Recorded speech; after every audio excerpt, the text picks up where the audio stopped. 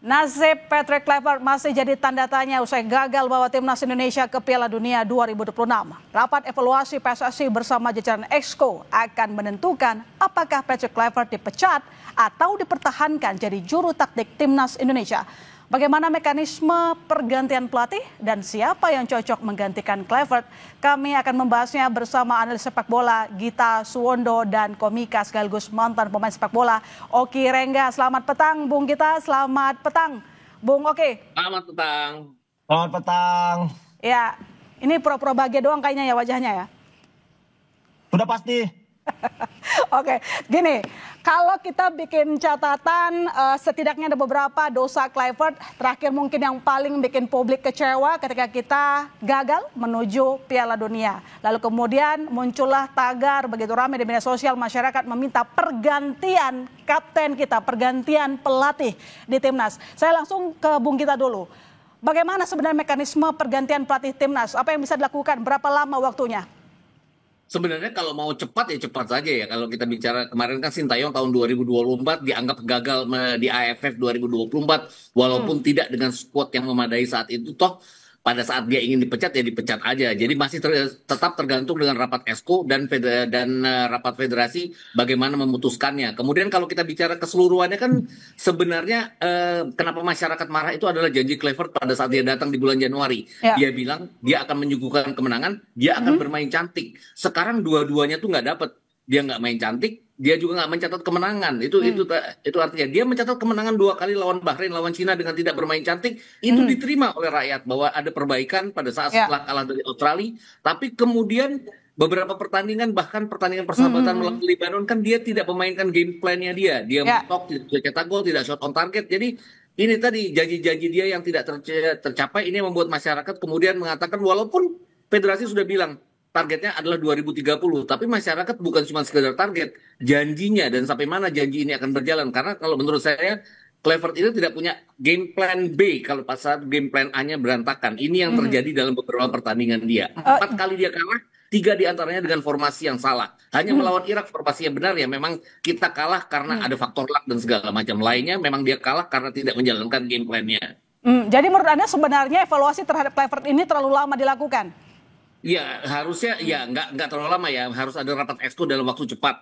Kabarnya kan masih tertunda dengan ada kesibukan dari Pak Erik, kesibukan keluarganya. Tapi setelah itu harus ada tindakan, setidaknya ada rapat Exco, ada rapat evaluasi, dan dengan tidak datangnya Kluivert dan pasukannya ke sini itu sudah tanda tanya besar.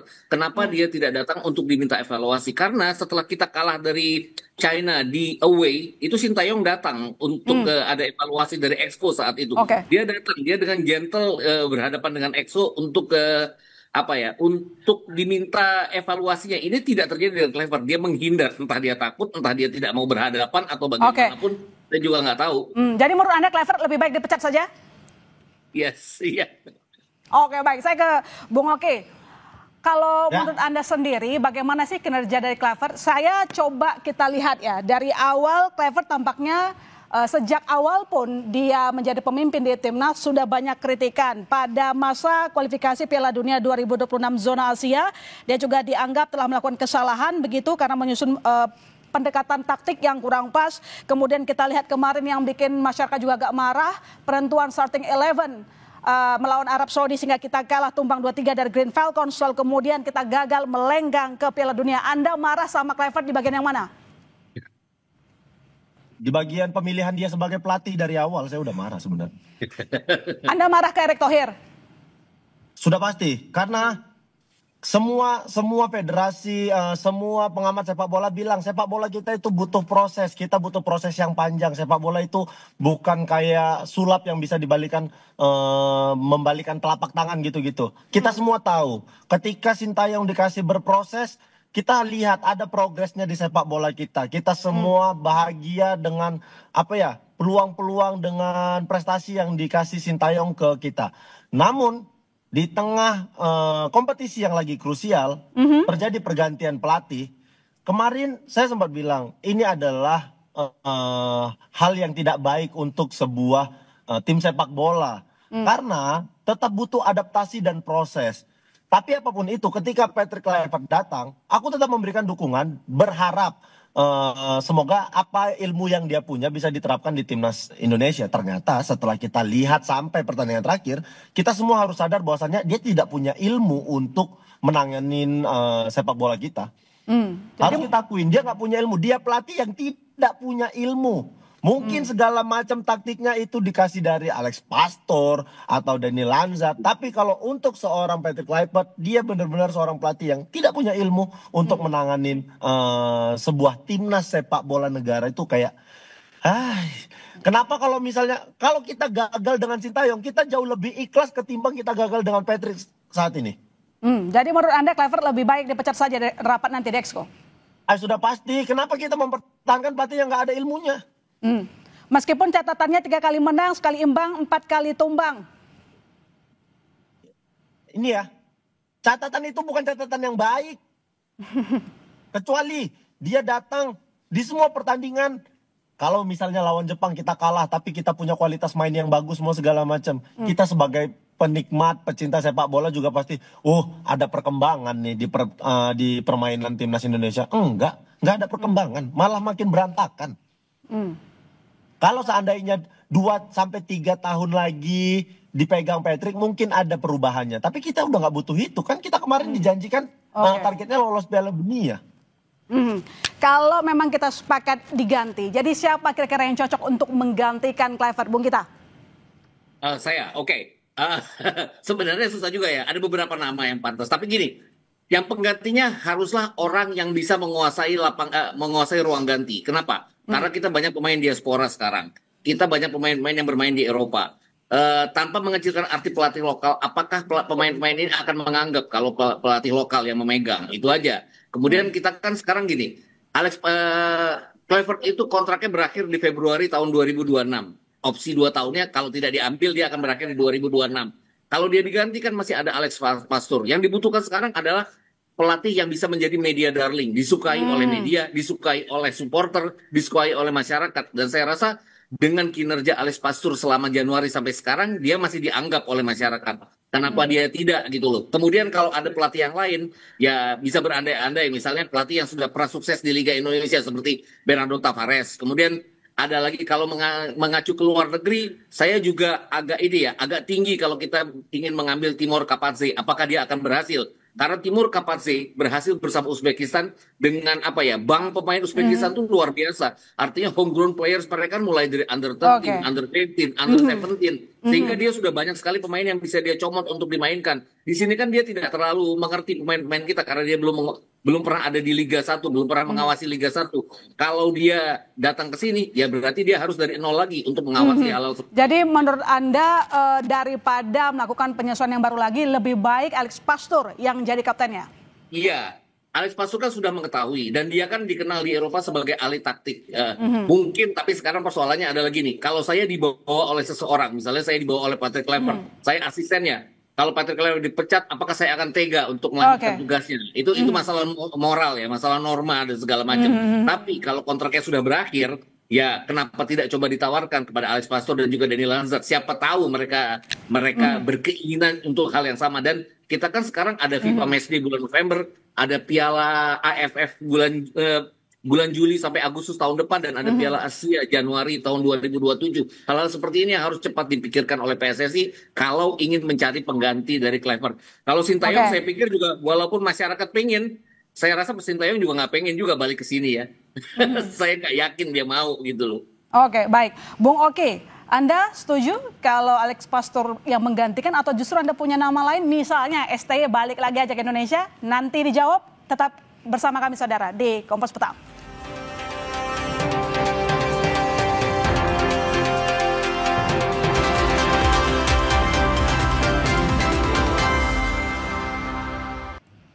Kita lanjutkan dialog kita, saya ke Bung Oki pertanyaan yang tadi. Kalau Anda sendiri punya nama siapa? Setuju dengan Bung Gita atau mungkin menurut Anda STY silahkan kembali melatih Indonesia? Sebenarnya kalau Alex Pastor menurutku sudahlah, kita harus ganti pelatih lain saja. Kalau nama mungkin aku nggak punya, tapi kita harus punya pelatih yang bisa tegas ke pemain. Kita butuh itu. Karena ketika pelatih tidak bisa tegas ke pemain, biasanya pemain itu kurang rasa tanggung jawabnya terhadap tim.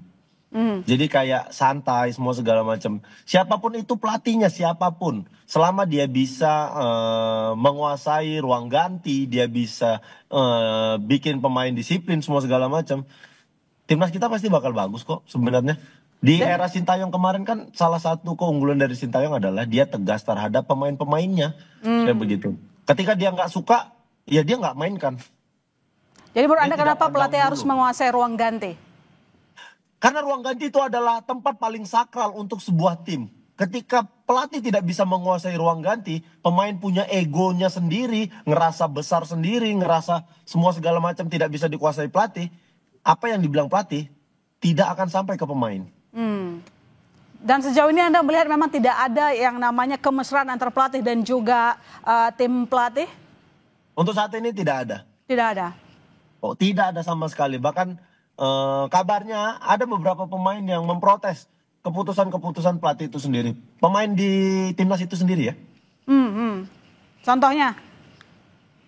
Ada pemain yang menyebutkan, ada pemain yang bertanya ke pelatih kenapa saya tidak diturunkan semua segala macam. Ada pertanyaan-pertanyaan dari pemain seperti itu yang tidak bisa dijelaskan secara Oke. masuk di akal oleh si Patrick Kluivert kayak begitu. Oke, timnas butuh pelatih yang tegas. Kalau begitu, Bung Gita, bagaimana penentuan mekanisme pergantian pelatih nanti? Kalau misalnya STY lagi yang kita panggil, apakah STY mau kembali melatih timnas? Sebenarnya gini, kan banyak sekali kasus seperti Hafrenat lah, pelatihnya Arab Saudi. Dia kan dipecat oleh Arab Saudi karena hasil yang buruk. Tapi setelah beberapa saat Arab Saudi juga tidak kunjung baik. Mancini yang menjadi pelatih tidak bisa membawa mereka pada apa ya, target yang mereka inginkan. Ya akhirnya Persatuan Sepak Bola Arab Saudi kembali memanggil Hafrenat. Tapi kan dipecatnya tidak dengan drama, tidak dengan dipecat pada saat dia sebenarnya lagi baik, terus kemudian dia dibuang. Jadi tidak ada apa ya, tidak ada rasa sakit hati mungkin dari Hafrenat. Ini kenapa dia kemudian berkeinginan kembali. Saya nggak yakinnya dengan STY adalah dia penuh dengan drama. Bahkan anaknya juga mengatakan lihat aja nanti kalau mereka tidak dengan ayah saya akan seperti apa. Jadi dalam tanda kutip tuh sudah ada grudge ya, sudah ada kayak dendam bahwa kenapa gue disingkirin, kenapa hal-hal seperti ini. Jadi itu yang bikin saya nggak yakin bahwa dia akan mau kembali lagi. Di samping, saya juga tahu bahwa beberapa petinggi exco di PSSI juga tidak ingin dia kembali. Pak Erick Thohir juga saya yakin juga tidak ingin dia kembali. Itu aja. Sedangkan penentu keputusan itu adalah di Pak Erick Thohir dan juga para exco ini. Tadi Pak Marji kan kemarin bilang bahwa harus ada rapat exco untuk memutuskan apakah Patrick Kluivert stay atau out, tapi hanya seperti itu, tidak untuk siapa penggantinya. Nah penggantinya saya juga nggak yakin bahwa STY akan dipanggil lagi gitu loh. Walaupun masyarakat sangat ingin sekali STY kembali. Ya itu dia, meskipun masyarakat kalau kita lihat di mana-mana tampaknya kan belum move on ya dari sosok STY. Apalagi kemarin kita gagal melangkah ke Piala Dunia, 2 tahun perjalanan timnas terhenti. Dan kesalnya dimulai dari saat kita kalah dengan Arab Saudi, kemudian di Irak juga kita dilumpuhkan begitu. Jadi apakah memang nanti Esko bisa semata-mata ya tidak mau mendengarkan mungkin pendapat publik itu? Iya, harusnya sih kalau mendengarkan masyarakat ya STY. Sebenarnya gini, STY itu sebenarnya udah on track. Oke, dia kalah 2 kali lawan China dan lawan Jepang. Tapi lawan Jepang kan memang kita kalah dari segalanya. Plan jalan pun tidak akan jalan. Tapi lawan China ada kesalahan dari STY. Kalah away pada saat itu ya. Dia berantakan di babak pertama, tapi dia perbaiki di babak kedua. Kemudian ada 2 pemain, ada 2 puzzle yang tidak dimiliki oleh STY, tapi dimiliki oleh Patrick Kluivert, yaitu Joe Pelupessy sebagai gelandang bertahan untuk menemani Tom Haye, dan juga Ole Remeni di depan. Saya membayangkan kalau STY sekarang dikasih tim yang sama, pasti dia akan bisa berbuat lebih banyak daripada yang dilakukan oleh Patrick Kluivert. Dan yang sekarang lebih mewah ya, Bung? Ya, setidaknya melawan Arab Saudi kemarin dia akan memainkan pemain yang tepat. Oke lah, Calvin Verdong nggak bisa bermain di hari H. Keputusannya adalah dia cedera. Tapi dia pasti akan memainkan Tom Haye untuk tidak memainkan Mark saat itu. Oke, baik. Saya Bung Oki, tadi kan Anda mengatakan bahwa ya STY aja yang melatih. Tapi kan kita tahu saat itu ada isu bahwa terjadi perdebatan di ruang ganti STY saat itu dengan pemain. Ya, perdebatan sama pelatih itu adalah hal wajar di dalam sepak bola sebenarnya. Kan itu untuk kebaikan tim juga, bukan semata-mata ketika berdebat, ini tim jadi berantakan kayak begitu.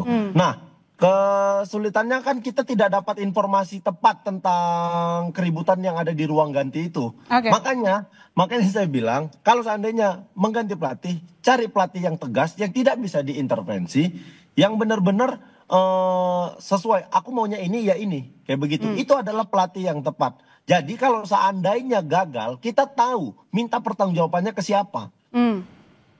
Oke, Nih, baik. kayak gini. Kalau kayak gini, Patrick Kluivert gagal semua segala macam. Ya kita harus tahu, ini tanggung jawabnya siapa? Ini jadi dua tanggung jawabnya, Patrick Kluivert dan federasi. Karena federasi yang mengganti Patrick Kluivert di tengah kompetisi. Sejauh ini Anda sudah melihat ada respon yang memenuhi pertanyaan dari publik nggak, dari federasi? Belum ada yang muncul ngasih statement apapun. Makanya kemarin saya bilang sebenarnya kita mau ngucapin terima kasih ke Pak Erick Thohir karena sudah membangun sepak bola kita dengan baik. Tapi Pak Erick Thohir harus tanggung jawab sama apa yang sudah terjadi di timnas saat ini. Kan kemauan Pak ini bukan hal kecil yang dilakukan. Kita sudah menghabiskan uang banyak untuk persiapan ini semua. Masa sih apa yang sudah Bapak lakukan dengan baik ini harus selesai dengan sia-sia. Jadi kasih statement yang baik untuk kita pecinta sepak bola bahwasannya oke, kita masih bakal setia mendukung timnas. Apa yang harus dilakukan oleh federasi? Kita butuh statement itu segera sebenarnya. Ya, jadi Anda mendesak Erick Thohir untuk segera memberikan statement ya ke publik. Betul. Baik, saya ke Bung Gita. Pertanyaan terakhir saya, apa risiko kalau kita tidak mengganti pelatih, apalagi kita akan menuju Piala Asia? Ya, saya takutnya akan berantakan seperti kemarin-kemarin ya. Dia sudah pegang 8 pertandingan, 4 diantaranya dia berantakan. Dia kelihatan tidak punya plan B pada saat plan A-nya gagal. Itu aja yang saya khawatirkan. Kalau dia dipaksa juga, karena seperti yang Oki tadi bilang, pelatih ini seperti tidak punya tidak punya kemampuan untuk jadi pelatih. Itu aja.